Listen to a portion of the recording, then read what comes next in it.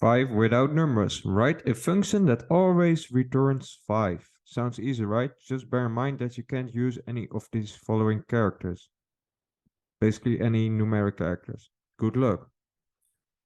Okay, let's try just returning 5.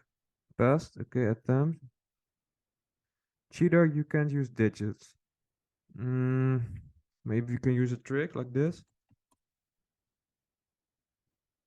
to return a string. Return trick. Lol, a string 5 should equal 5. Okay, let's convert it to an integer then. Just attempt. That also doesn't work. Oh well, what we also can do is the following. Just make a random string. Trick has 5 characters and return the length of the property. So return the length of trick, and that should equal 1, 2, 3, 4, 5. In that case, we won't use any digits. Attempt. And there we go. Submit.